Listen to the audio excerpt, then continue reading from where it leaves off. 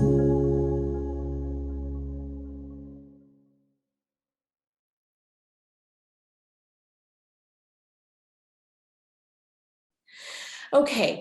the first thing that I just want to say is that this is a really sensitive topic. Not only is it sensitive, but it is also a really, really important topic. The topic of how we use technology has spiritual connotations. It certainly impacts our mental health.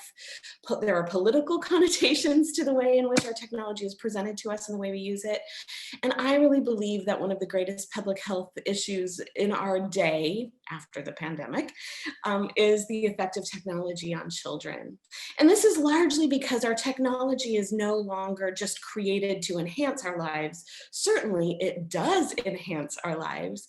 But the people who create, or the organizations and companies that create both the hardware, those are the devices that we use, our laptops, our smartphones, our tablets, and the applications that bring us the digital world, are all working on this new thing that they call the hidden curriculum.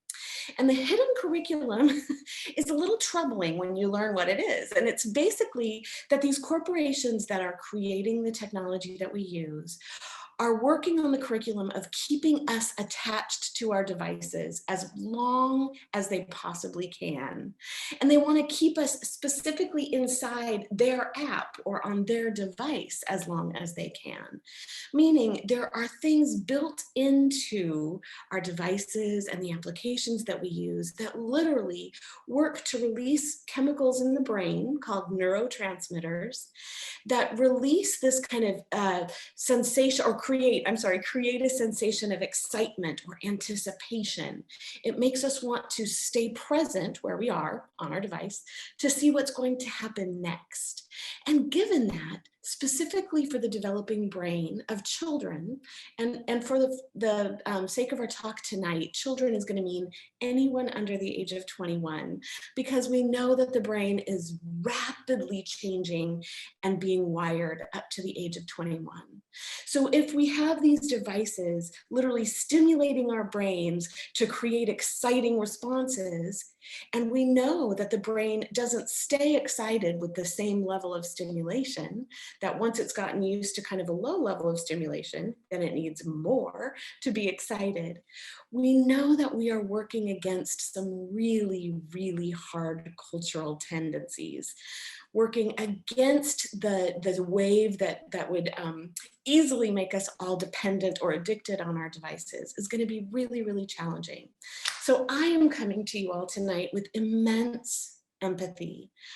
During this time of pandemic, where our devices are the things that connect us, the things that allow us to maybe get groceries, the things that allow our children to learn, it seems extra almost difficult for me to address this topic with you. And sometimes it also actually feels kind of cruel because I know that right now we can't have the kind of relationship with technology that would be most optimal and healthy. And so everything you hear me say tonight, please take through the lens of non-shaming awareness.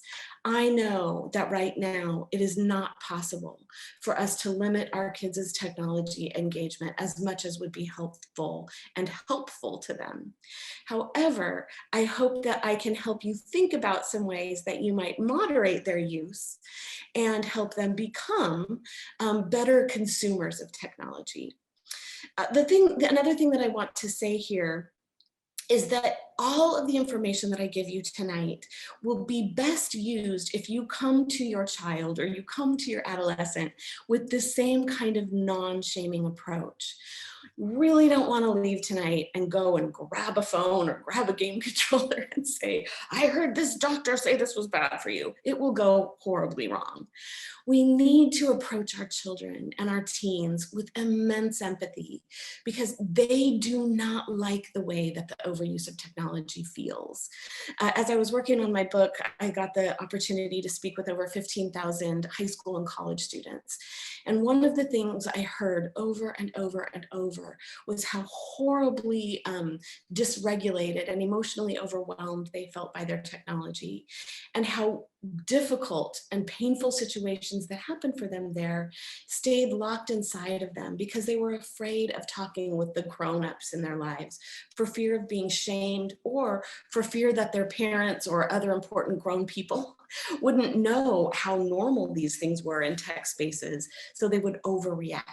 So I really want to encourage you to take this information and to kind of let it wash over you in ways that create more empathy for your child and for the other parents. The beautiful thing that we know is that there are about 50 of you, at least last time I looked, here, all concerned about the same issue. So you are not alone. You have other parents that you can talk with about what's going on for your kiddos, and that will be exceedingly helpful.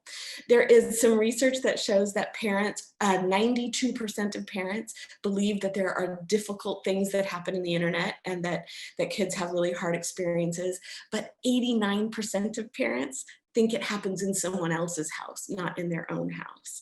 And I will tell you, the things I'm going to share with you tonight are likely happening in all of our homes. And so we need this sense of empathy and grace with each other. Okay, here we go, down for the really interesting stuff.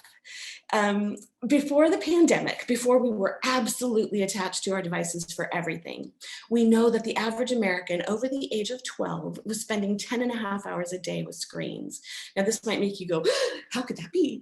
But the reality is that most of us now with technology multitask as we are in the digital domain. So we are using maybe a phone to text while we're watching a movie on a flat screen, or we're shopping on our tablet while we are, again, listening to a podcast.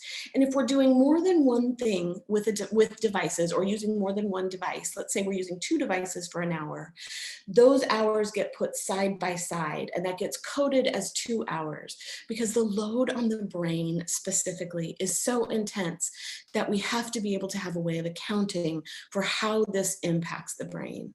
So why this is so important, and let's think about the fact that now in the last 12 months, that number has skyrocketed. We just don't have the great peer-reviewed research to tell us that yet. But that 10.5 hours a day comes from crucially important developmental tasks for children, tasks that help them grow into healthy young adults and healthy grown people eventually. That 10.5 hours a day comes from these 4 really important areas. The first one is just family and peer talking time. This means time we sit around the table and have dinner with no devices, where we are, we learn that the very thing that we just most want to say just ticks dad off and, blows his top. And we learn, oh, probably better not say that again. So this family talk time, or talk time with friends, is crucial for children being able to overcome social anxiety. It's crucial for them to be able to practice having conversations of all kinds, conversations about really important things, as well as conversations about not much of anything. But these are really important interpersonal relationship experiences that develop a strong sense of self. The second place that this 10.5 hours a day comes from is social practice. And this is especially costly right now, given that we are so locked in and kids aren't having experiences out and about in the world. Before the pandemic hit, we know that social anxiety was on the rise, specifically for middle and high school students, but we were seeing early forms of it and kind of initial inklings of it even in elementary school. And so given that we have now had a year where we are both socially distanced from each other, but we are also even more attached to our devices for communication, we are going to see children probably dealing with some anxiety, even if it's an excited, anticipatory anxiety about re-entering the social world. We're likely going to see some real nervousness. And this one is particularly important to be aware of, because the only way that we can help people overcome social anxiety is by giving them opportunities to practice socially.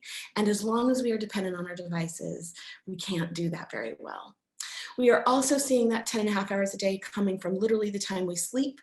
This is partially because we go to bed with our phones, and our phones both provide stimulation and entertainment, but also the blue light from our phones or our tablets also stimulates the brain in such a way that tells it to wake up, be awake, be alert. And so when we're using our screens in bed and then we roll over and try to sleep, our sleep is significantly altered and it is less restorative. We also just see that there's less physical activity happening with children. The more they spend time with screens, the less they move their bodies and the less they experience all kinds of things in their bodies. Now, the way that I think about this is that, we are like trees in many ways. And so our children, are going to be like this top tree. And the way that they grow, the tree that they grow into is largely dependent on the seed that was planted, right? However, there are also these contextual elements that impact the healthy development of a tree.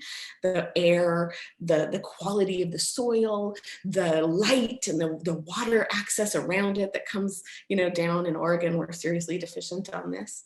And if you see this bottom tree from the Oregon coast, the coastal winds have blown over it so much and so consistently that over time it begins to take a shape that it never was intended to have. And in many ways, this is how I think technology is for us now. The way in which the technological and digital domain constantly is blowing over us or affronting us is deeply changing the way in which our children are developing. And most of you already know and sense that. But I want to help you have some language about how it is changing us. For most of us, and probably for most of your families, you are noticing impact in all four of these areas. And these are the four areas that research really shows a profound correlation and causation between some of the deficiencies that we see happening and high levels of tech use, which I need to make a little side comment here. In most research that is well constructed, so we can really rely on it, not just research that says what we want it to say. Excessive technology use, especially in the realm of social media, which video gaming is considered now a social media because it is played in such a way that people are encountering other individuals and creating relationships within it. The research typically codes excessive technology use as 30 minutes a day. And we know that that is a profound underestimation of how our children are using technology. Most individuals who game on average are playing video games between, especially during the pandemic, between 3 and 5 hours a day. Social media use, if you look at the statistics that the social media providers can give us, we know that on average now, the average user is using for about 90 minutes a day. So think about the fact that the research I'm presenting to you is all referencing 30 minutes a day as excessive use. We know that that kind of use shows profound effects on the body. And if we had hours and hours, like I would love to have with all of you, we would talk about all the ways it impacts our bodies. Today, I'm gonna give you a little bit of a highlight about how it's impacting the brain, because that's one of the most important physiological systems that that technology impacts. It also impacts the way in which a child develops a sense of self, meaning the way in which a child can come back into themselves, bring themselves to a state of emotional regulation rather than constantly flipping their top or having tantrums. A child who has a strong sense of self can tolerate peer pressure, can usually stop a behavior that they're doing when they know it isn't going to be helpful to them. And the way in which we use our technology is changing this drastically. We also know that it's changing the way in which we build and maintain relationships. So the scaffolding upon which our relational selves are built is also desperately changing, especially for children. The younger that they receive kind of access to socially networked or video only content, which is tricky because this year it's the only way our kids can have contact. So we have to own that. And then finally, we are just living less in our skins, right? So the sense of embodiment, we used to have to go into a coffee shop and order our coffee, and we would smell smells, and we would, pull money out of our wallet and feel different feelings, and we'd have to have a little bit of a conversation with someone and maybe feel awkward. And now we can just order our coffee on our device and pay for it and pick it up at a counter and never interact with anyone. So the way in which our bodies are really kind of missing out on stimulation is also having a profound effect on children. Okay, so we're going to dive in and dig in and talk about some of these things specifically. First of all, the brain. And these are going to be very, very simplistic ways of thinking about the brain, but I think they can be helpful. So basically, the brain works on a use it or lose it principle. Basically, and what that means is where the brain is stimulated, so where we provide fire for the brain, meaning I smell this coffee and that makes olfactory stimulation go through and encode it in the back region of my brain, or I expose it to some beautiful art and I have to kind of encode that and think it through, or a big idea, and then I'm making my brain think critically. When I expose it to situations that make it fire, it begins to create wiring, these pathways in the brain that could look like if we were standing over a big, over 205 or I-5, and we could see all these interchanges coming in and out. And a healthy brain has all kinds of these deep grooves where we have created stimulation, and then it has created this electrical impulses to take that stimulation in and bring it to the back region of the brain where we encode it for our memories, where we can think critically and make analysis and good decisions about it. The tricky thing that is emerging profoundly in the last 10 years out of the research is that the way in which we use our technology basically omits firing in majorly important regions of the brain. And what that means is that if we aren't practicing, if we aren't exposing the brain to practice, to have to focus on one thing at a time, to kind of be able to weed out interruptions and not be distracted by them, if we aren't exposing the brain to the stimulation of being bored or of not being with our screens, our brain literally prunes off the wiring in the regions of the brain related to those activities. It's called neurological pruning. And basically what this means is that the most important region of the brain for a child's development is in this deep region of the brain called the prefrontal cortex. And it's kind of considered the CEO of the brain. It's responsible for taking in information and channeling it to the right place in the brain. It's responsible for us being able to have different communication styles with, let's say, a teacher versus a parent versus a friend. It's the part of the brain that helps us be able to come to a state of calm and stillness. And it's the part of the brain that lets us be able to focus, to not be completely distracted. And this region of the brain is rarely stimulated by our tech use. So even if we are studying something really interesting, but it's being delivered to us through a tablet, the way in which that information comes into the brain oftentimes misses this important region. And if you remember, if we're not using a region of the brain, we lose access to it. So basically what this means is that when our kids have a hard time going from all the stimulation of a screen or a digital environment to being just focused on us or just focused on a single teacher in a class, it's not because they're trying to be difficult. It's literally because their brains are lacking wiring in the regions related to focus and related to being able to come back to a center and to calm. So we're going to talk a lot about that in a few minutes when we get past the impacts. But this is a profound thing for you to be empathic about. We have really done a disservice to our kids. Whenever I get to speak, and in fact, I've spoken at some Clackamas high schools before, to high school students, I always start out by getting on my knees and asking for their forgiveness, because they feel like all the grown people in their lives talk smack about them for the way in which they use their tech and for their inability to focus. But their parents and the other grown people are just as egregious about their own tech use.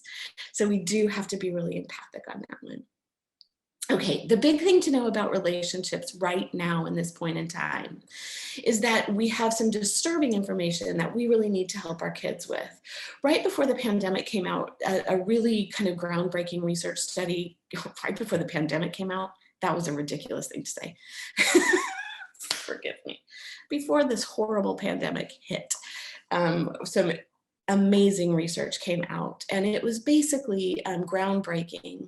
For many years, we have known that high levels of social media use, so that would include things like TikTok, Instagram, Snapchat, gaming platforms where your child is playing with other people and they're talking through a headset. We knew that these forms of media were highly correlated, meaning high levels of use of these things predicted high levels of anxiety, depression, this what the world calls fear of missing out. But what that really means is that there's this constant awareness in my brain, no matter what I'm doing, there's this constant awareness that things are going on in these other realms, that I may be being evaluated or judged in those spaces, or that I may be missing something important that will, either hurt me, like bullying, or that will lower my social status if I'm not aware. And then the other thing that was correlated with these use, so we can say if you're using a lot of social media, you're probably also seeing a lot of relational aggression. And in the research, what relational aggression is defined as is things like eye rolling, offensive language, name calling, belittling, and highly judgmental kind of worldviews. And so we already knew that there was a chance that those kiddos who either gravitated toward this stuff experienced more of those things, or because they were in those spaces, they would experience more of these. Now we know, this new research told us or shows us that using social media can actually cause anxiety. It can cause depression. It can cause this kind of sense of I'm constantly needing to keep up, or I might really experience some negative side effects of not doing so, and relational aggression. So what we're going to talk about in a little bit is mitigating or limiting the kinds of social media engagement that can actually make these things worse, because we know that a huge number of our children now are already suffering with mental health diagnoses or are feeling relationally aggressive. So we're going to talk about how to help them kind of dial that back and step down. And one of the ways we have to do that is by giving them some kind of opportunity to have some kind of embodied connection in safe ways, masked and at a distance, with only certain people who are also masking and at a distance. But we do need to tend to this.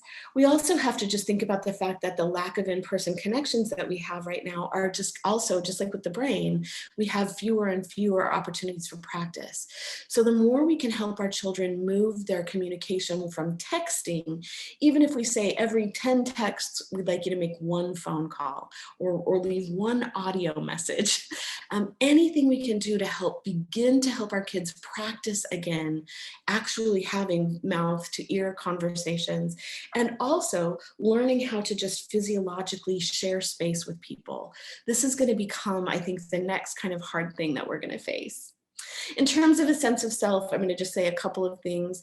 We have likely talked with our kids a lot since they got their own devices or got a Chromebook from school about how they're presenting themselves in online spaces and what they are and aren't posting. But what we have not done at the same time is to help them understand the difference between what they see in other people's profiles, these curated images that other people are sharing, and the reality of what it means to be human, and how we can learn to live liking ourselves even if we don't look as perfect as we can make our photos look online. This is a huge, huge issue. We are now seeing eating disorders on the rise in young boys in late elementary school. And a lot of people are beginning to link it to the hyper-masculinized images of men that they see in video games, and their body doesn't match up with that. And they don't know how to make sense of what it means to be, if they are male or boy identified, male identified, and not be those ways. And so we want to be thinking about how can we help our kiddos think as much about their sense of self as they do about what they're posting. We also have to realize that emotional regulation, that ability to not have tantrums, that ability to be told to turn away from their device and have some skills to come back to their breath or to come back to calm, is only achieved through practice. And if you think about it right now, most of us are really only practicing communicating or being with ourselves with our screens. We're entertained by our screens, we're educated by our screens, we're working with our screens, we're connected to our friends through our screens. So we just aren't practicing setting everything aside and being with ourselves. And until we are able to do that, we cannot expect to be able to teach our children to do it. And we really can't expect them to do it without some real education. So I'm also gonna help you with that in a little bit. The main way that we do that is by really intentionally teaching our children how to self-soothe. It is so crucial that we take some time. I got a lot of questions about how do we get our kids to back away from devices? How do we set better limits? And I will tell you, the only way that you have a hope of changing your child's relationship with technology is by onboarding or teaching them some really, really potent self-soothing skills so that they have what they need to be able to step away from their tech, because their tech actually makes them feel very stimulated. But in reality, when they set it down, if they don't have tools for what to do with that overwhelm, they just want more of it so they can distract themselves from the overwhelm rather than being able to actually work through the overwhelm. So it's a huge one. Okay, then the last of the 4 areas of impact is embodiment. And I just thought this was hilarious. I spoke from Oregon, from Portland, at a university in Iowa last week. And this is how I looked. I was this disembodied head on a stage. It was very weird, but it made me really think about how our own sense of disembodiment is right now. We've projected this image of ourselves out into the world, and yet mostly people haven't seen us from here down, and we haven't been with people in physical ways. And so our children are really bearing the brunt of that. Again, their bodies have been largely overstimulated with their visual sense and their auditory sense, given screens and the sounds they bring us. And the rest of their body has largely probably gone somewhat neglected. Now, certainly probably some kids have continued to do sports or run or ride their bikes or dance or jump rope, but many of us have not. And so we are dealing with both a lack of stimulation of the body that we just haven't, you know what it's like when you go into, a movie theater and the smell of the movie theater. It's the same for our kiddos, like with classes, they go into school and it smells like school. Their bodies have been understimulated. And they also at the same time don't have great self-soothing skills. So they've got kind of this embodied, disembodied reality going on that is really, really, it's really hard for them to identify until you help them see it. And then once they begin to see, or once you begin to think about like, oh yeah, has my child had any other smell than the inside of our house and our yard? Has our child, had any touch, has they touched any textures different than what is in our house? This is a really important one because children learn by experiencing the world through all of their senses. Okay, so what do? We know how this stuff is impacting us, and it's impacting children all the way through age 21. We know that the prefrontal cortex actually is really strongly being wired in late adolescence. And we know that the brain can repair itself. So if our children have pruned off regions, or if we've pruned off regions of our own brain because we haven't exposed ourselves to boredom or silence, so we don't literally have the brain capacity to tolerate it, we know we can make up for that. So how do we do that? And the number one question, I went through and counted in all of your questions. The number one question I always get, and you guys did not fail me, is how much time should my either first grader be spending online, or my senior in high school, or maybe you're asking my husband or my wife. And I hate to tell you, but that answer, or that question actually tells us nothing. And so one of the reasons I was compelled to actually put something in writing rather than just getting to talk to people was so that I could give people a helpful tool of how to think about their child's technology use. And the folks who have sponsored this tonight have handouts that they can put in the chat. If for some reason the chat doesn't work, which sometimes it doesn't, they can get them to you with email, and you'll get a worksheet to work with it. But basically, I just use these 5 elements to think about, where problem areas might be for our kiddos or ourselves.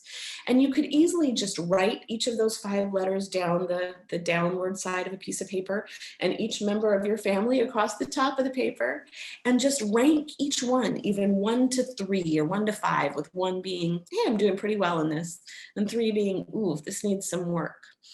So the first one, when I'm in person, I always wrap this. I'm not going to do that to y'all tonight.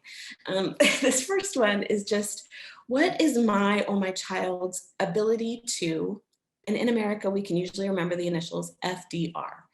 What is my ability or my child's ability to focus? That's the F. The D is delay, and the R is regulate. And I will tell you what each of those means. So the first one, what is my child's ability to focus? This just means, can my child focus on one task at a time, meaning there is only one application open on their device, not the application for the classroom and YouTube where they're watching clips, but can they focus on one thing for at least 10 minutes? And in that time, can they delay being distracted? So can they hear something happen over here, and can they stay present to what they're working on? Can they hear a text come in their pocket when they're in class and not sneak a look under the desk? These 2 abilities are huge and are really on the decline for young folks right now. And then that R just means, when they do feel overwhelmed, or when they do feel, super, super distracted by that sound that happened over there, can they regulate themselves? Can they say, okay, I've got to do this hard thing. I need to stay focused. I can do this, in such a way that they can bring themselves to a state of calm rather than getting more and more and more worked up. The B is just, what is my child's attachment balance? What is the balance of their attachments in embodied spaces and in digital spaces? Now, this one during the pandemic is going to be hard, but typically we want our children to be able to have embodied friendships and friends at least equal to the number of genuine and authentic friends they have in digital spaces. So those digital spaces are supporting embodied relationships rather than their most important relationships being in digital spaces where they never get the chance to kind of bump up against each other.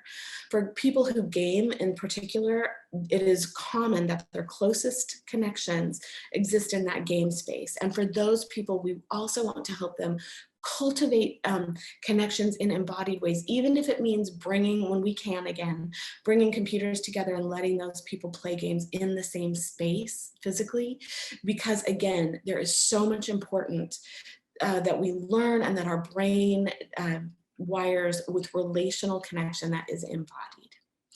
Okay, this one is content and context. And if I raise this finger up by itself right now, it would get me in a lot of trouble, right? So this is one of the things that we really want to be thinking about. First of all, what is the content that your child is consuming? If that content, and we're going to talk about next, the very difficult and most harmful kinds of content, but if that content is sexualized, violent, or advertisement-based, it is very likely involving the brain in every kind of dependency-forming circuitry it can. It's basically those forms of content trigger the release of dopamine in the brain. And dopamine makes you feel excited and pay attention and want more. It also involves the release of adrenaline from the endocrine system. So it's creating this kind of feeling of surge of excitement in the body that make it very hard to turn away from. And so we want to be aware of that if that's the kind of content that our children are spending time with. We also want to think about context. If our children are constantly bringing their devices with them into settings where maybe the family's together, or again, when we can gather again, when people are together, if they're constantly using those to turn away from from embodied experiences, that's also going to be problematic. So we want to be thinking about context and content. The D, in our culture, this is a ring finger that often shows devotion to something. This is just how devoted to my device am I, or is my child? You know, can my child wonder who it was that sang that one song and think of creative ways of coming up with the answer without having to Google the answer? Can they watch a movie without reading 10 reviews to make sure they're going to love it? Can we, you know, when we reopen for eating, you know, can we go into a restaurant without, again, reading all the reviews? You know, sometimes our body and our brain in particular and our sense of self really are fed by novelty and being able to be somewhat spontaneous. And the way in which we are devoted to our devices takes that away.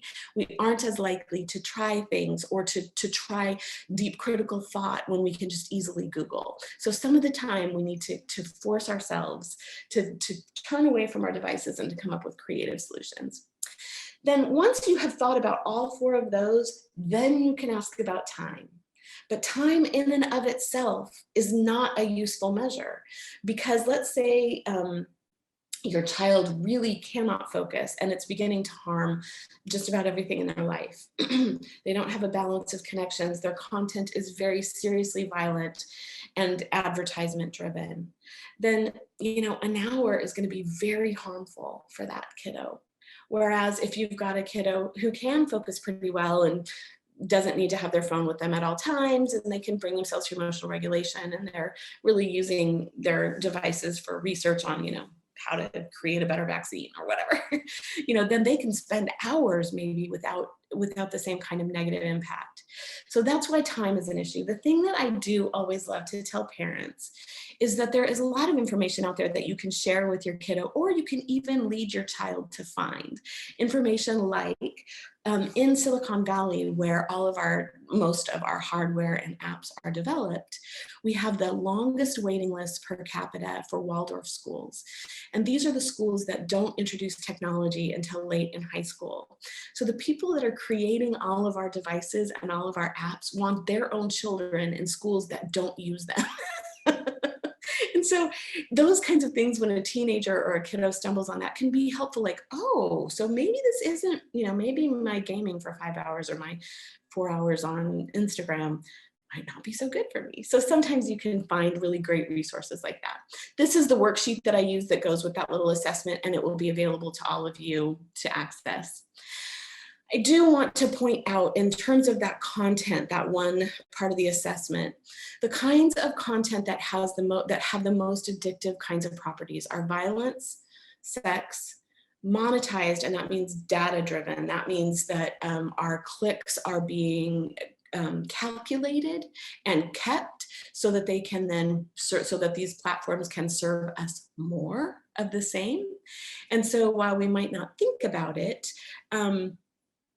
platforms even like Netflix is monetized. You know, the whatever movies we watch or shows we watch, they are keeping track of that, and they are then giving us more of the same, which keeps us in the app. Right? So now that we no longer have to watch the beginning credits or the end credits, and it will feed us a never-ending supply of what we like, we're much less likely to walk away from it. So, and then the final one is that, and you probably have noticed this happening, apps like Instagram, like Facebook, like WhatsApp are now, they have ways within them that you can direct message, you can video chat, you can call, you can do internet searches. And basically what this is about is that as long as a platform can keep you in platform longer, they make more money, they get more data. And so these four areas really create a strong dependence. So what we're going to want to be doing is helping our kids understand, we don't think technology is bad. Technology isn't all bad, but we do want to help you start being discerning about the kinds of tech that you use. And the way that we first have to do that is to get buy-in. So we can't demonize tech. We can't say, oh, that game I've let you play for 3 years and now I realize it's super violent and sexualized, you're not going to play it. We can't just say, we're taking it away. Instead, we have to start the hard work of having these non-shaming conversations, of telling our kids, we want to work with you to help you figure out what is and isn't healthy. But the number one thing that the longitudinal research about healthy tech and families tells us is that without working together to create a plan, the plans don't work. If we just try to completely take our kids' tech away, it will drive their desire underground, and they will find ways of accessing it without us. And that is the worst option. We want to be their guides. So a simple way that we do this, to get buy-in is I'm going to give you an early elementary school example, because people always talk to their children about porn far too late. We need to be talking to them about sexualized content the minute they get their first device, because they're going to stumble upon it very early on, not because they are horrible, but because it's impossible to avoid it. And so a way of getting buy-in with a young child would be to say, hey, I'm giving you this device, and sometimes you're going to see things and you're going to find things in the space that make your body feel really tingly and excited and really weird. Things like maybe people doing things together or people without clothes on.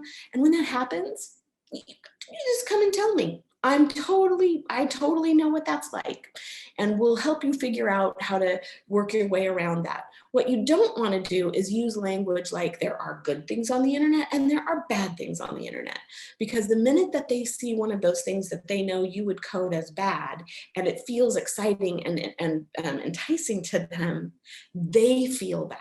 They feel shamed, and they will not come to you. And that's what we don't want. So know that this is very normal and that there are ways of helping kids around it. In fact, I don't have a slide, but let me just tell you right now, grab a pen. Fightthenewdrug.org is going to be your best resource for getting kind of help on buy-in around issues relating to sexuality and sex. And gaming, the best place you're going to find is commonsensemedia.org. They can give you some great tools. And speaking of Common Sense Media, one of the best things that you can do once you have gotten buy-in from the whole family is to think about a step-down approach. And basically what that means, that's like with any kind of addiction, where rather than saying we're going to go cold turkey, which we can't, our children cannot go without screens right now. It's their way of social connection, it's their way of learning. Instead, we want to use this step-down approach that says, how can we begin to weed out the more harmful kinds of use? So the super overwhelming, stimulating applications that our kids use. How can we, begin to dial down on the number of applications we're using or the number of devices that we're using at once, and using this kind of way of doing this dial back more gently. And places like Common Sense Media are great, because let's say that you do have a child who does play highly, or who loves violent and sexualized movies or plays those games. You can go to Common Sense Media, and usually the reason that people love those movies or shows is because they're kind of edgy and they're kind of off limits, or the reason they love to play those games is because they're beautiful. They have the most seamless interface. Those companies are the ones that have the most money, can develop the most amazing games. If you can find games on Common Sense Media, if you just put in like, I want a game that includes beautiful graphics and really intense strategy for an 18-year-old, you're going to come up with the kinds of games or entertainment that aren't quite as edgy, but that will still speak to the basic underlying pull or push that drives that kiddo to use that technology. The next thing that we want to do is just use slow moving, high quality content. So the faster moving the tech is, the more the brain is having to, or is missing that important region of the brain. And I'm going to show you 3 different clips of Sesame Street. And you're going to see how in the early days, each sustained visual camera angle or camera shot goes anywhere from 8 to 13 seconds. So you can count them out. You'll see, for each sustained shot, long time. So the brain is like pushing the wiring through that prefrontal cortex going, I gotta sit here for 13 seconds until I get a new image. And then you'll see how as time goes on, the images come much more quickly, and how in the last clip I'm going to show you, which is a more recent one, there is never a sustained shot on camera. There is constant movement. So when Así this is happening for the child who's siempre seeing está constant movement, moviendo that's where el we're video. pruning Así que para off el niño any que siempre está haciendo movimiento es donde estamos learns how to podando la wait.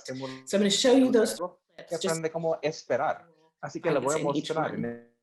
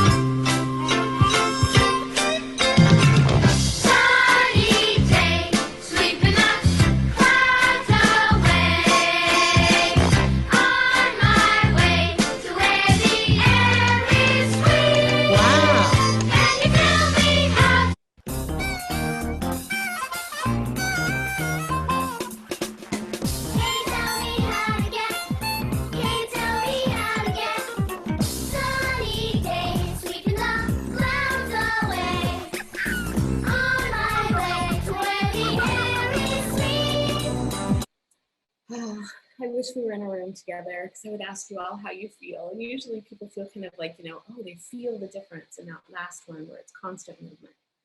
So I want to give you some resources for where you can find some slower moving, high quality content. And I did check, and the Clackamas County Library System does support canopy.com. So with your library card, you can get access to this fantastic site that curates content that is slower moving, higher quality content. So maybe with an adolescent, you say, for every 5 dumb YouTube clips we watch, we're going to watch one 10-minute, really high quality film or documentary on Canopy. Really great content. They have a children's side that is amazing, and then an adult side for like 14 and up. Places like this, you're going to find amazing content that is slower moving. And this is where you'd step down. So they're going to still watch YouTube, but you step that down. So you limit a little bit of YouTube and you add in something that's going to create, they won't think it's going to create a beautiful response within them. But over time, again, as you practice, it will.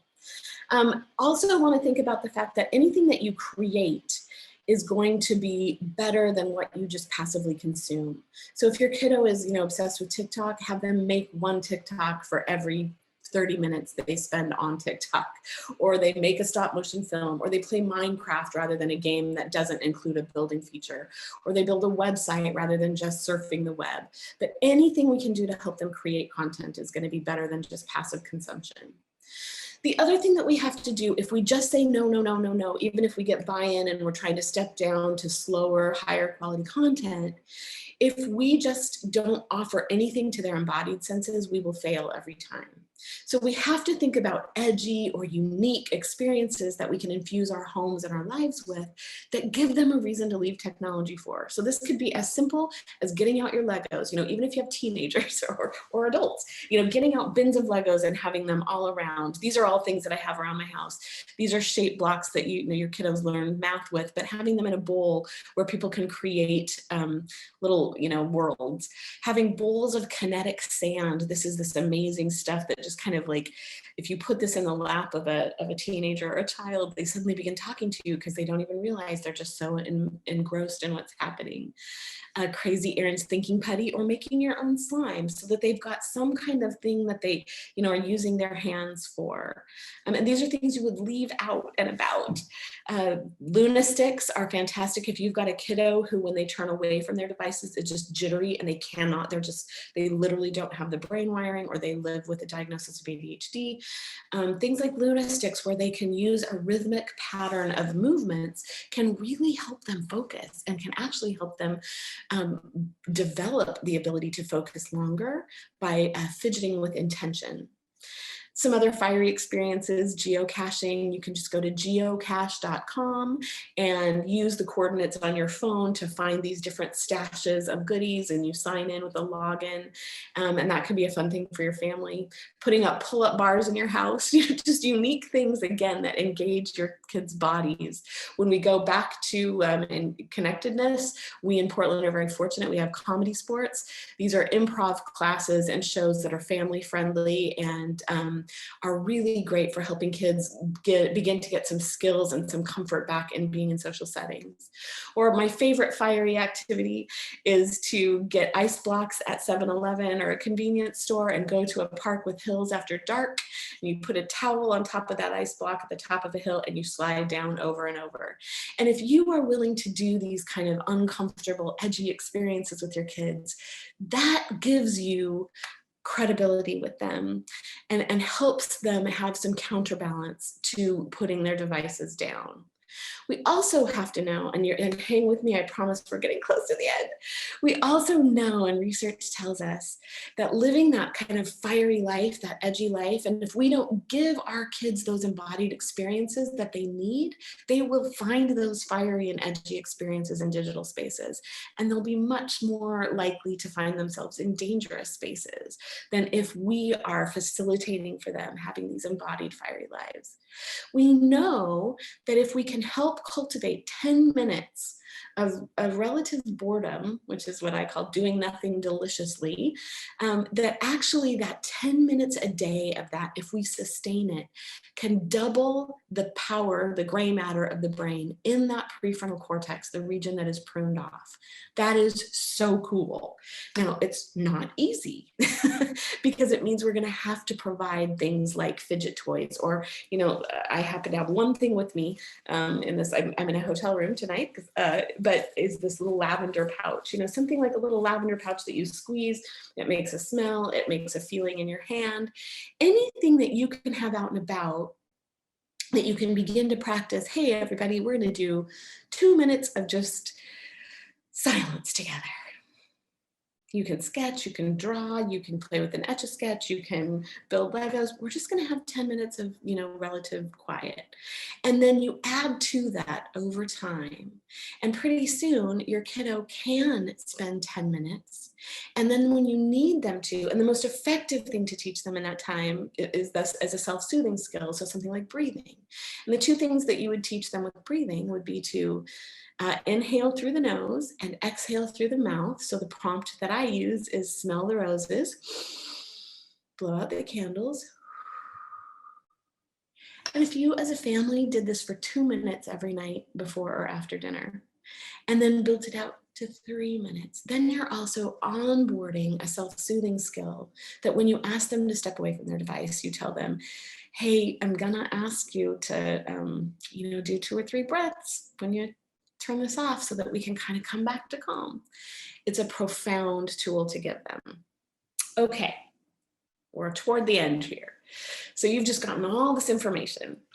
And I wanted to I took all of your questions, and after I created some content that would address the questions, I wanted to kind of give you 5 things in Clackamas County that if you're only able to do 5 things, this would be the order of this would be the 5 things I would suggest. And I would suggest them in this ranked order. So if you can only do one thing, if you only have the capacity to do one thing, then I would encourage you to get a hold on multitasking. Using more than one platform on a device, so having YouTube up while you have your classroom up, or having text messages coming in while you're writing a paper, that, or having a movie on while you're working on a paper on your laptop. So either multitasking between devices or multitasking on one device has such a profound impact on the brain that it affects everything else. It affects our ability to be emotionally regulated. It affects our ability to be able to calm and turn away from our devices. It affects our sleep, affects the relational well-being, because if we can't stop, we can't fully tend to who we're with. So if you can only do one thing, I would encourage you to begin working with your child on how to help them do one thing in digital spaces at a time. And you might even practice this by saying, once a week, we're going to have a one thing at a time hour. And that means if you're washing dishes, you're just washing dishes. You're not listening to a podcast. Or if you're doing homework, you're just doing homework, you're not texting. But we want to try to incentivize this and make this rewarding, because it will pay off for your kiddos. If you have time to do, or energy and bandwidth to do two things, try to get a hold on multitasking, and then explore the kinds of digital spaces your kids are in and start having non-shaming conversations. So going to them and saying, like, I heard this talk about social media and I realized I don't even know what social medias are hip these days. Can you help me know what's hip? Like, begin these non-shaming conversations so that you can begin doing your own research and also asking your kiddos to do the same. If you have energy to do three things, I would strongly encourage you to think of at least one in-person activity you could do that is COVID safe, whether that be ice blocking, again at a distance and masked, or something like, I think I can go back and forth, something like this, where you pull your cars in and the kids can talk out of the, out of the windows. Oops. Let's see if, I can't go back. Oh no, y'all, I'm gonna get there. I'm not gonna get there. Oh, there we go.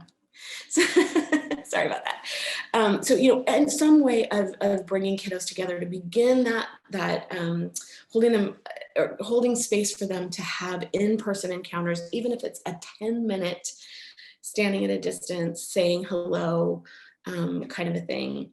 If you can't do that, then I would strongly encourage you to add a few embodied offerings to your home.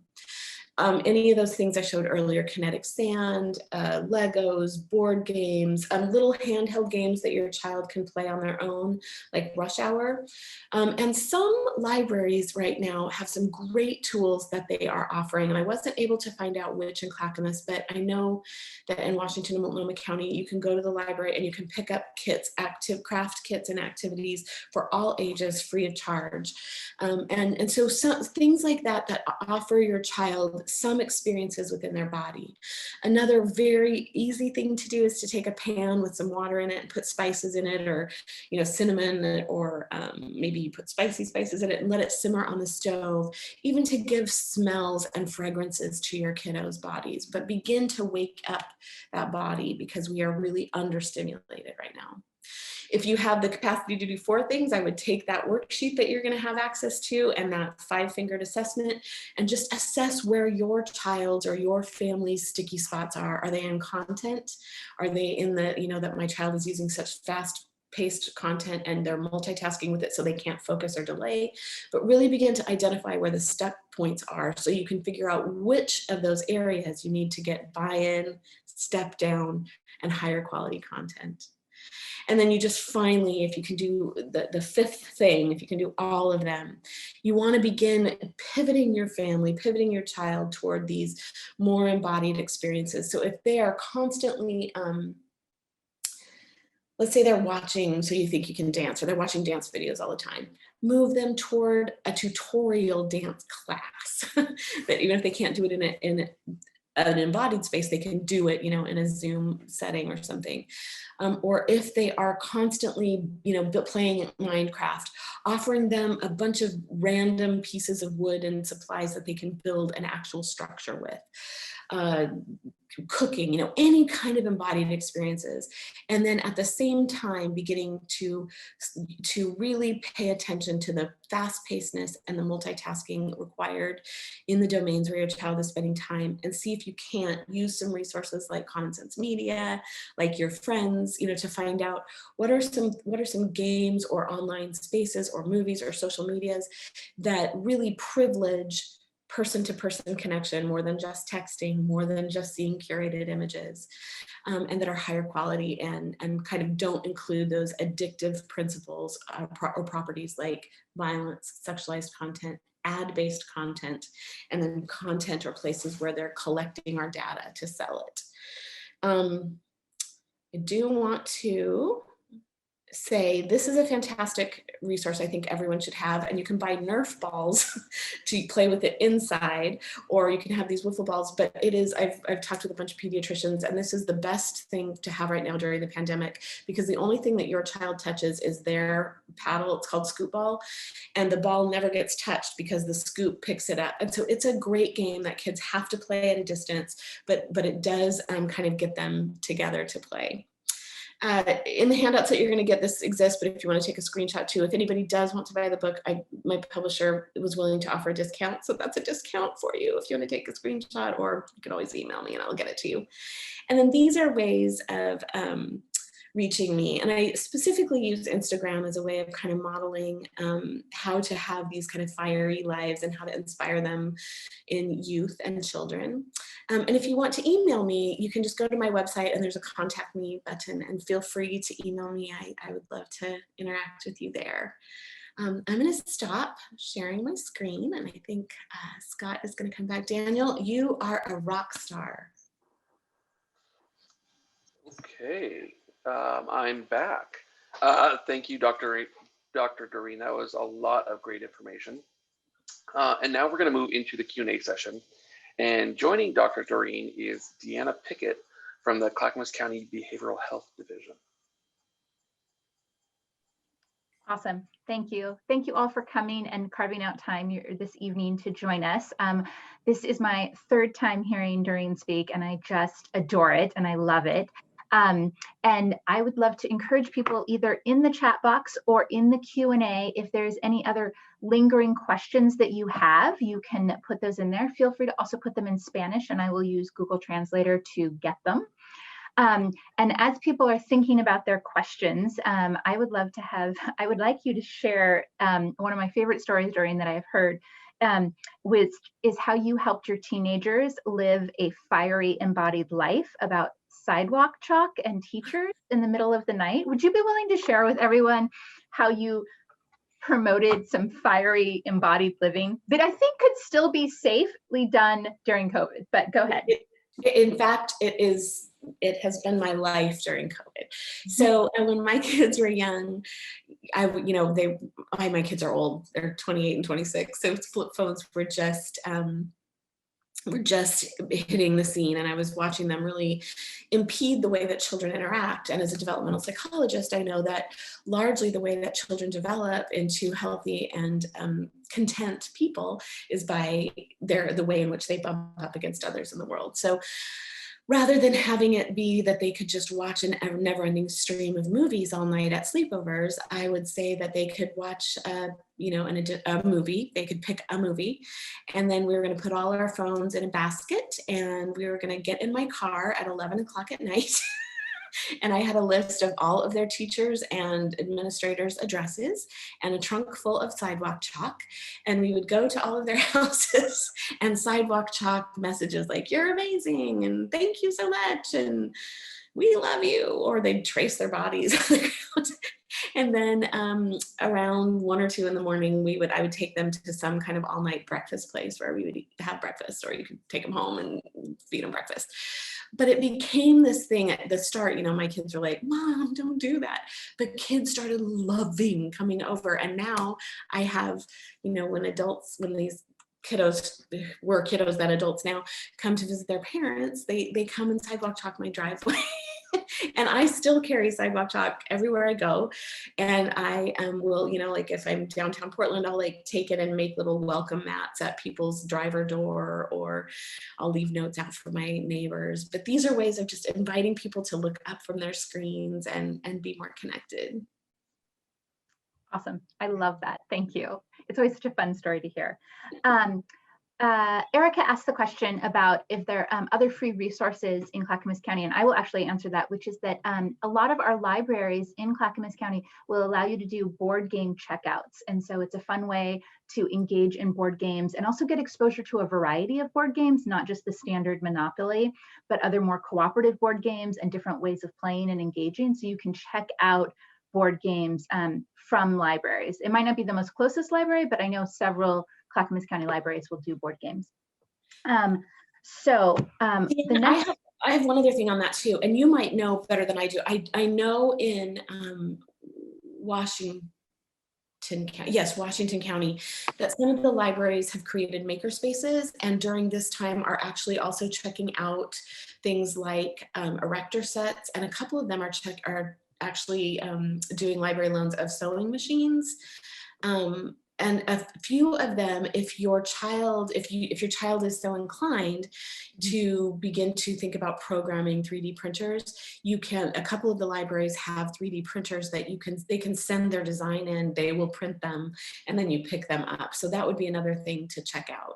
And OMSI also has a lending library. I don't know if it is active during this time, but of makerspace kinds of things, that would be great.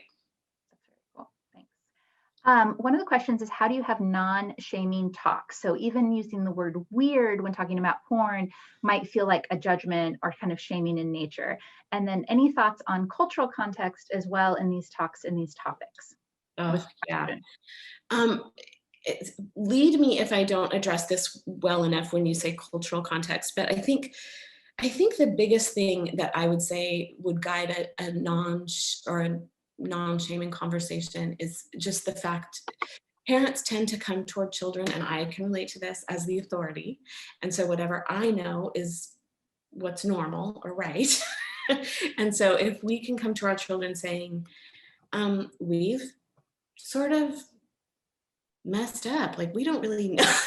I don't really know what's going on in this whole realm that is a major part of your life. And so I would love for you to help me understand, because without understanding from your perspective, honey, child, it would be easy for me to make assumptions, and the assumptions I might make may be way off base. Like, most parents tend to worry about predators, which is a real concern.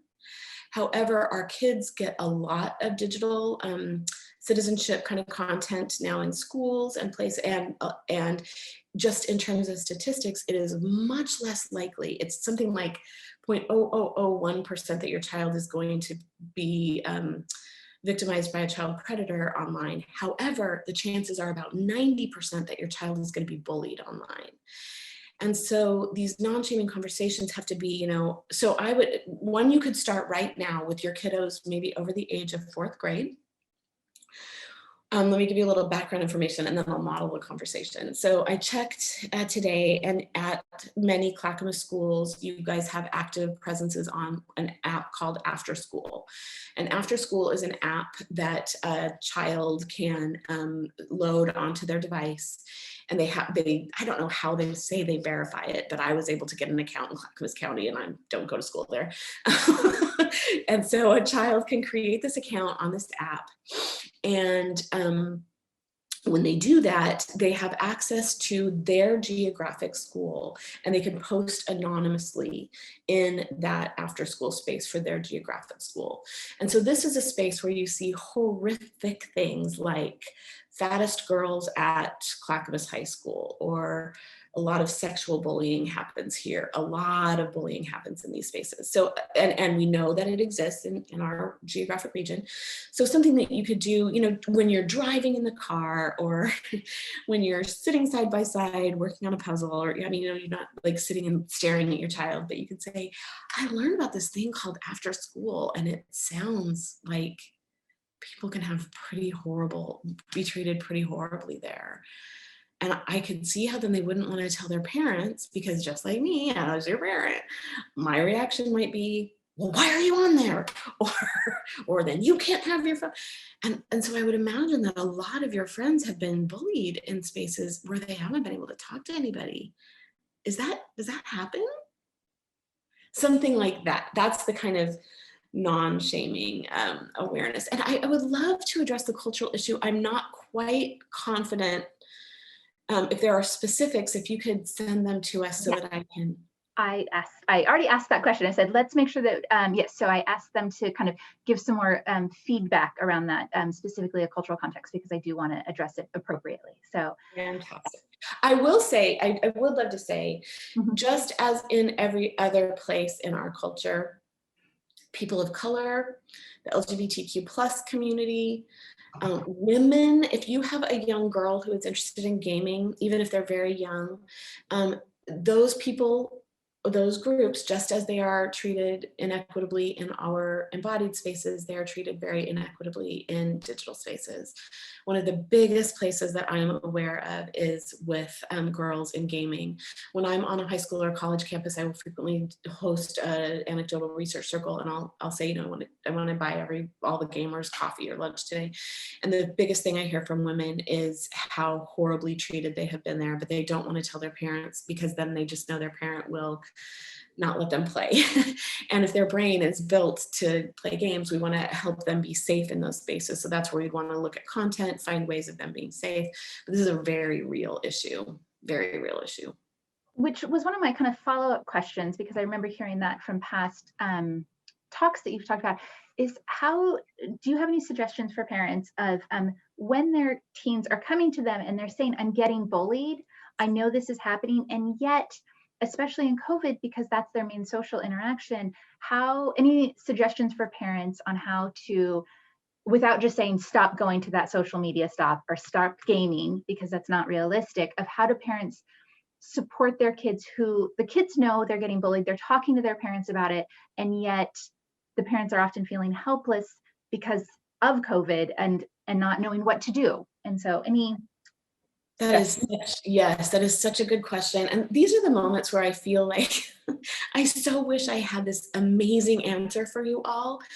But the answer I'm going to give you is going to probably feel really frustrating, but it's truly and genuinely the only answer, and I know it works. And that is that when your kiddo comes to you and says they're being bullied, the most important thing to do is literally to drop every single thing you are doing and to look them in the face and to say, I have so much compassion for you. I can't, because we can't imagine what they are going through. The level of bullying and the width and breadth of the exposure now, the way it can get out so quickly, it's like a wildfire for a child to handle. And so the first thing that they need from us is connection. They need to know that we are on their side. Very likely they have been afraid to tell us for fear that we're either going to go to the school or go to the teacher or go to the principal or go to the other person's parents. And so first we just need to establish this connection. And second, we need to provide empathy. So we need to hear from them. Do you have ideas about what you would like to do? Do you have ideas of how we could either help you recover, because first we have to help you recover from being bullied. And then second, how we can help you be engaged in online spaces in ways that don't continually hurt you, because keeping going back is just like self-harm. So can I help you have access to some spaces that maybe, so, you know, there are places where kiddos can do educational kinds of opportunities with kids who have similar interests. They may cost a little bit of money. They're trying to keep those costs really low right now. So for instance, if a kiddo is, you know, LGBTQ plus kiddo is being bullied, the Q Center in Portland is offering all kinds of online social opportunities. I know that there are similar kinds of things for folks who are really trying to stay away from violent and sexualized content. Those you can access through fightthenewdrug.org. And so I think it's listening. So first providing connection, empathy, then listening to what their ideas are, and then maybe saying, let me think about this. Let me do some brainstorming. Let me process this when I'm not feeling so activated, because we are going to make mistakes if we try to respond then. And let's come back together in an hour. And I think if your child is, let's say, under 7th grade, it's probably important that you do some intervening with parties. But over 7th grade, I would want to do that along with your child. I would really want to create a team approach so that you don't kind of distance them accidentally. Is that an answer? It is. And I want to also do a plug, and I will put it in the chat box, that Youth Era is doing some amazing teen outreach programs. And as a plug, if you sign up ahead of time, they just recently had a Painting with Bob Roth party. And you sign up ahead of time, they will deliver COVID delivered front door, a box of paints and a sketch, a piece of paper.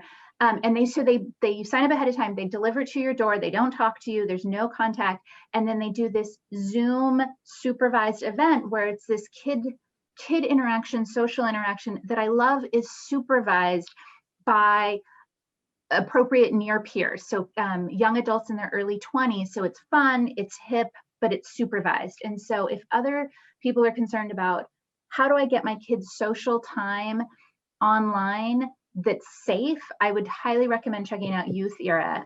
They do a really great job, and they have drop centers. They're like drop-in center has now gone virtual, but there's always adults supervising in case somebody's making inappropriate comments to monitor bullying, but also if kids are like, I'm feeling suicidal, there's someone there who is flagged for that. So it's a really great connection piece.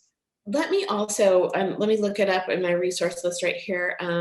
There's also a Oregon teen chat line that is specifically for kiddos experiencing mental health crises or feeling suicidal. And it is very similar where it's peers that are trained, but there is someone online to also help. I will put that in the chat right now. Awesome. I will let you do that and not try to multitask with the next one. You can actually ask me a question. I will figure that out. So in relation to the cultural context, the idea that some cultures talking directly about sex or open communication around sex is more taboo topic. So how do we approach essentially conversations around porn in a cultural family that's not what is the norm or accepted? This is really, really tricky. So I am very highly involved with the Islamic community in Portland and the refugee community in Portland, which would definitely say they fit in that category. And I'm constantly talking with the moms and many of the parents about this, because the tricky thing is that even if these family cultures and our ancestral culture would be uncomfortable talking about sex, most children in America are being fed language and discussions about sex all the time. So if it is really, so I think it's so important if the family can come up with a way that fits within their own values to talk about what their children are going to experience, that is really helpful. And if it even means there are some great resources, again, at fightthenewdrug.org that kind of use different religious orientations, different cultural groups, ways you can have these discussions that really will script you through it. The other thing that you can do is I am gonna not be able to find it now, but I can definitely find it and get it to you, Deanna. There is a fantastic resource out of San Francisco that I've just learned about that does a lot of, on their website, they do a lot of help coaching how to have these kinds of conversations about sexual content with children of different ages. Because the tricky thing is the language to this point has been really good images, bad images, and the research is bearing out that is becoming actually, it's making the problem worse because of the way that children internalize that sense of badness and then don't talk to their parents, and it just ingrains because of the easy access to this content. So I know that is not an ideal answer again, but it's, or having someone come and if you are part of a cultural group that has a community group or a faith community that has a group, hiring somebody to come talk to them. Like I do that at a lot of mosques. I just come and have the talk to the moms and the girls, and the dads and the boys are having it in the other room. Awesome. Yeah, definitely. I mean, what I'm really hearing you say is like, have the conversation in a way that fits within your cultural context. Absolutely. And if you aren't knowing how to do that, then find resources that can, and reach out to other people. And so, because there's and it used to be, so in my talks, when I was doing this talk 15 years ago, I was talking about how to provide filters, how to protect our children's innocence. I am very sad to say it is not possible.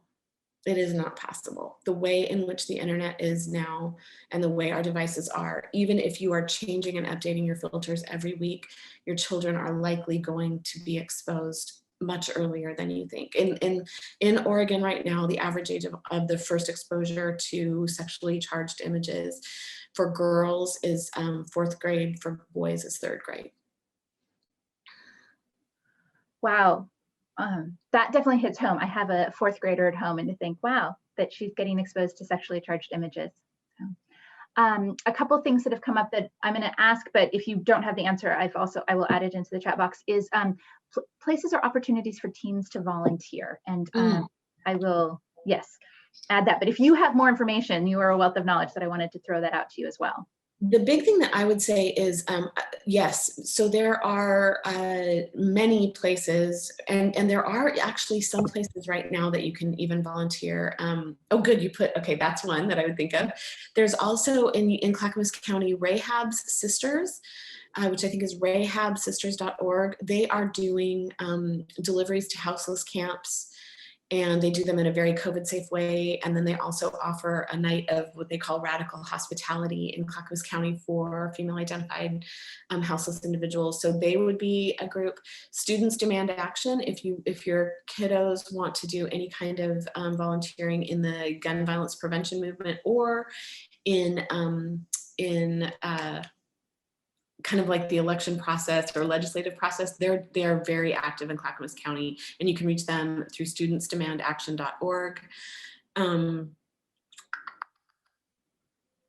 It's so much hard. It's so much harder right now.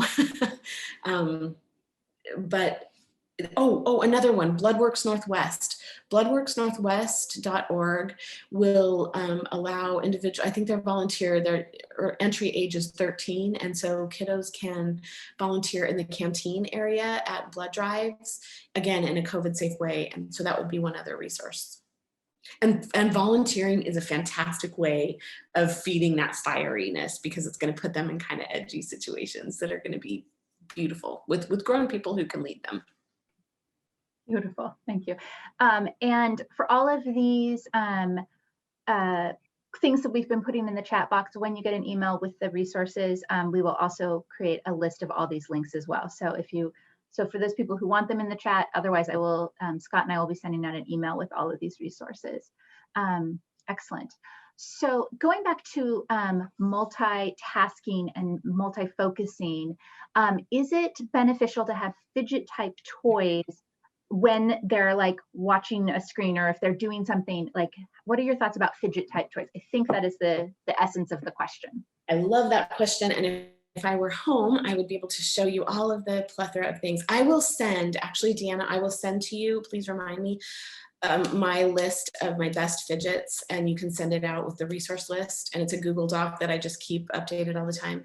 The thing you want to be aware of with fidgets is you want non-cognitive based stimulation. So, you know, those little squares that have the math, the numbers, and you're trying to put them in order 1, 2, 3, 4, that requires so much brain power that then you've got the multitasking issue going on. So you want no cognitive kind of pull or draw. And then the second thing is, it is the more movement of the body, the better, which is kind of counterintuitive with fidgets. But so basically things like a balance board would be an ideal fidget. They're watching a movie and they're standing on their balance board, or they're listening to their teacher and they're standing, you know, having to balance on it. And you can make those very inexpensively with a 2x4. You just cut a 2x4 about, I don't know, 24 inches maybe, and then get a PVC tube or pipe and put that in the middle, and then it provides a really good balance board. Rail spinners, which are like this silver thing that kind of has a shape like this and a little magnetized ball on it. So your hand has to, it's kind of this meditative motion.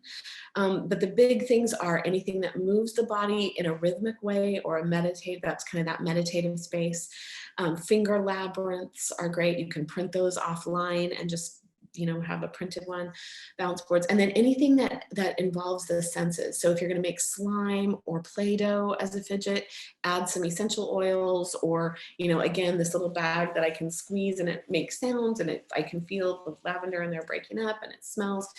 Anything that involves the senses is going to be helpful. And yes, moving the body, especially if you've got a body smart kiddo. There is a video on my website of multiple intelligences that if you watch, you can probably identify what kind of smart your child is.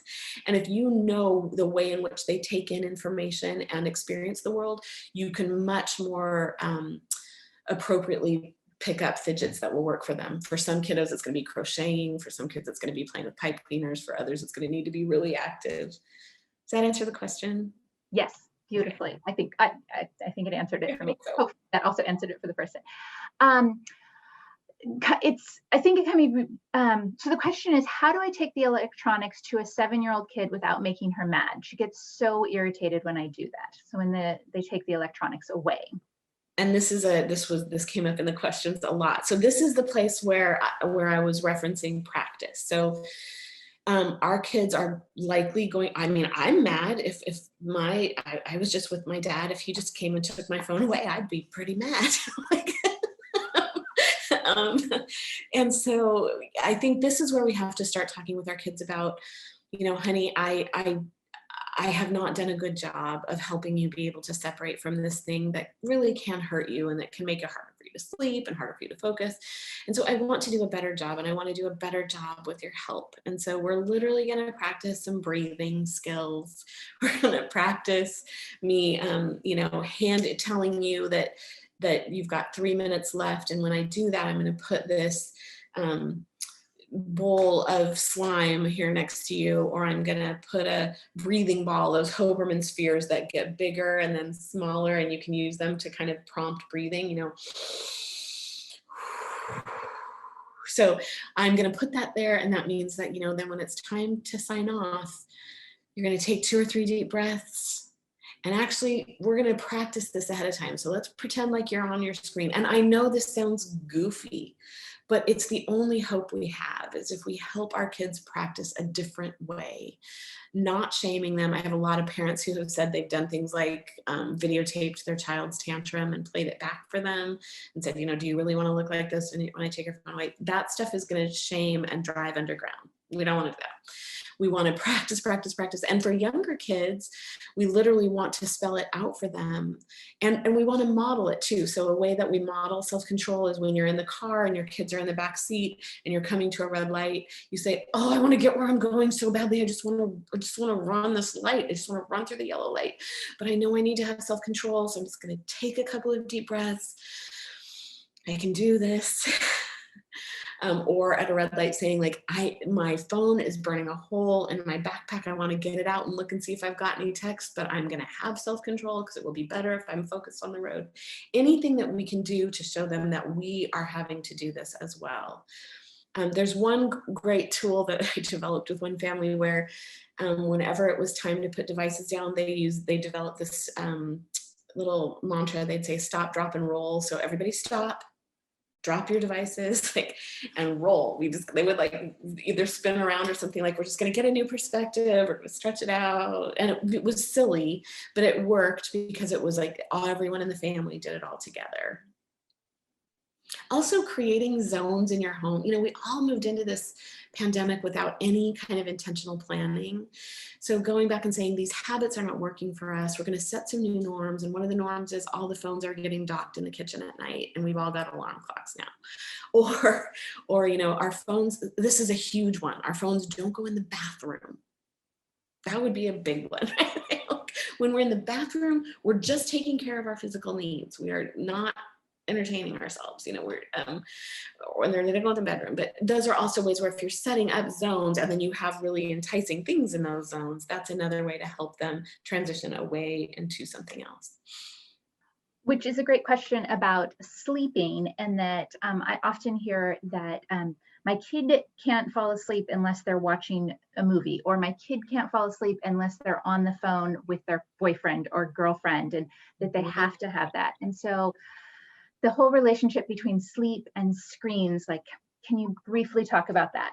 Yeah, so this is that confusion that we have especially created for kiddos. And I mean, we, like parents and the whole tech world, we have sold parents the lie that technology is soothing. So, you know, when we want our kids to be calm, we should put them in front of a movie, or, you know, and in reality, screens never calm us down. They always overstimulate. Well, I shouldn't say they always overstimulate. They always stimulate, and primarily now, especially the platforms that children and teens interact with, overstimulate. So it isn't that, I mean, yes, that child is right. They have created a habit, and that habit makes it such that they can't fall asleep without talking to their boyfriend or fall asleep without a movie. Just like a person who has developed the habit of smoking can't get through a day without smoking. And we know, because of what I've just shared with you, that there is some neurological reality to that they literally don't have the skills. So I think in this kind of a situation, it is acknowledging, you're right, you can't. And that is partially on me, because I've let this go this long, and I know that this could really hurt you in the long run. If you don't have the ability to calm yourself and soothe yourself to sleep, if you never practice it, you're never going to have it, and you won't always be in situations where it's going to help you. And this is a hard sell, because they are going to go to college and they're going to be able to do it whatever they want, or move out of the house if they don't go to college, whatever. But the more we can help them understand that there is some benefit to trying a new way, and then this would be where you would use a step down approach. Okay, well then you're going to have this video with your boyfriend, or you're going to watch the movie before you go to bed. And then when you get in bed, you can read a paper book, because usually that induces sleep much better, or calming. Or you can journal or write a letter to your boyfriend, or draw, or that, using that step down and buy-in will be huge. And acknowledging that it's real, it is real, but the reality is our screens don't soothe us, they just distract us from our tiredness. And the research bears that out 100% of the time. As a general rule, as a therapist, when parents are asking me about screen time and bedtimes, I've been giving the suggestion of at least 1 hour before bedtime of no screens. And I'm not sure if I heard that from you or from someone else, but essentially that idea of reducing the amount of screens to help stop the stimulation, but also the blue rays and things like that. Is that a good kind of rule? It's like, good. Even for adults, don't be reading the news right before you go to bed. Don't be checking your email right before you go to bed. That's exactly right. So I would say, and I'm a big believer in an hour before bed and at least 30 minutes after waking up. We should not be rolling over and grabbing our phones. We should be waking up and checking in with ourselves. But yes, an hour is the scientific kind of number that people will tell you in terms of the effects of the blue light and the level of stimulation of the regions of the brain that get overstimmed. Perfect, thanks. I have one more question that I'd love for you to talk on, and I want to just invite people, if there's any more questions, you can put those in the chat box or in the question and answer, and I will get those.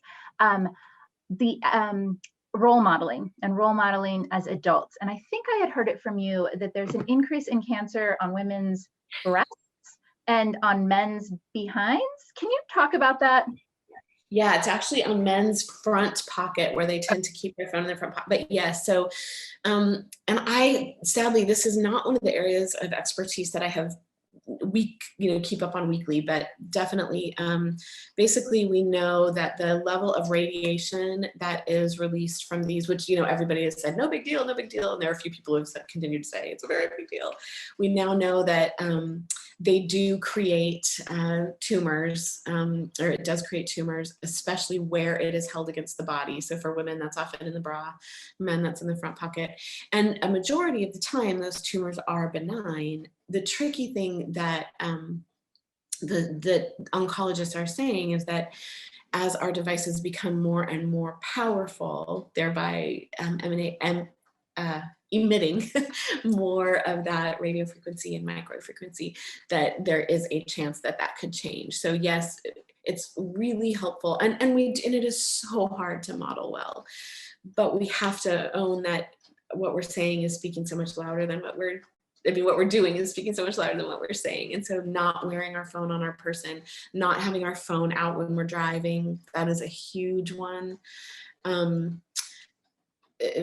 Docking our phone, that's another really easy thing to do, to say, you can use your phone as long as it's docked and plugged in on the kitchen counter, and your kid just is not going to stand at the kitchen counter all day.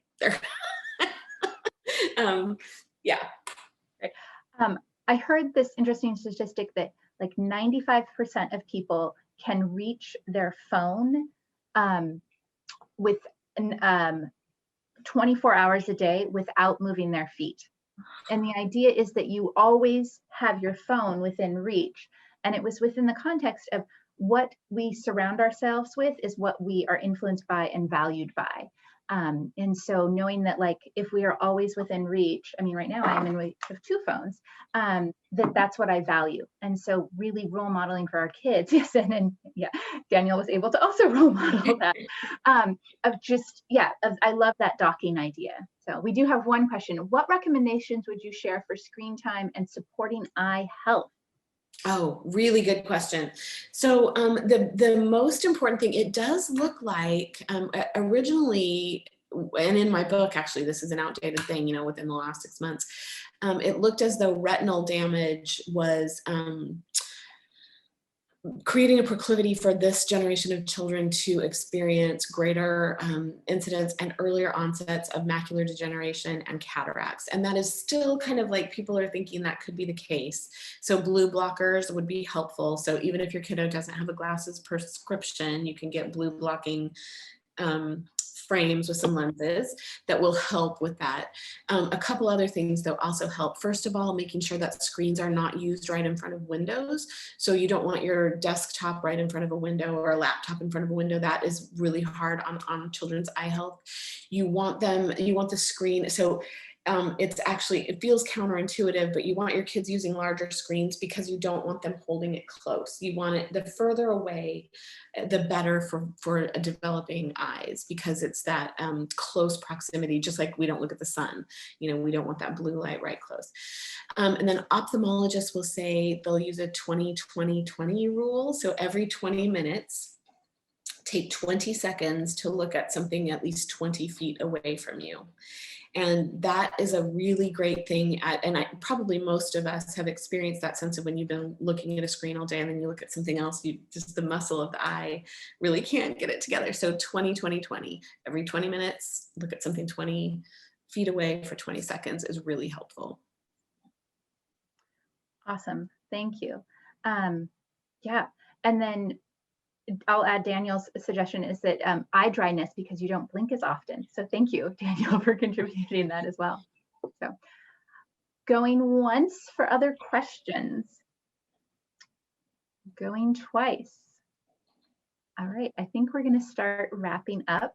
I'm not sure if Scott has any closing thoughts. I am just so very grateful for you making the time to be a part of the Clackamas County community. I love hearing I always get new bits of wisdom, and I'm just so grateful. And I really encourage people to go and check out the book. And Doreen has tons of really awesome podcasts that she's been on, a ton of podcast things and lots of YouTube. You can just like go to her website, but then just Google her and you'll find lots of really cool insights and resources and things. So thank you. I'm going to turn it back over to Scott. Perfect. Thank you so much. So again, I want to thank Dr. Doreen and Deanna. So we're about ready to wrap up for the night. Again, I want to thank Dr. Doreen for being with us here tonight. And I also want to thank everybody who attended tonight. That it's great that so many people attended. So I'm going to share my screen really quickly. I would also like to give a shout out to Daniel, who did a fabulous job. And I'm so grateful, Daniel, for your interpretation and your very active facial expressions. So thank you. Yes.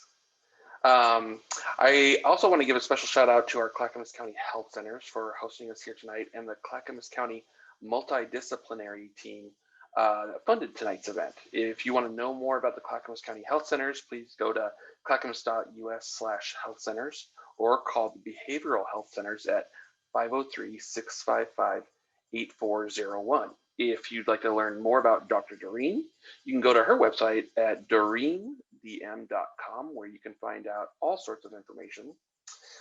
If you missed anything tonight, we'll be posting tonight's event on the Clackamas County YouTube channel. You can find that by going to youtube.com/Clackamas County. You can also find the link to our YouTube channel on the bottom of Clackamas County, any Clackamas County page.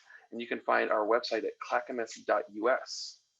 So with that, we'll bring tonight's event to a close. So for Dr. Doreen, Clackamas County Behavioral Health, I'm Scott Anderson with the Clackamas County Public and Government Affairs Department. Good night.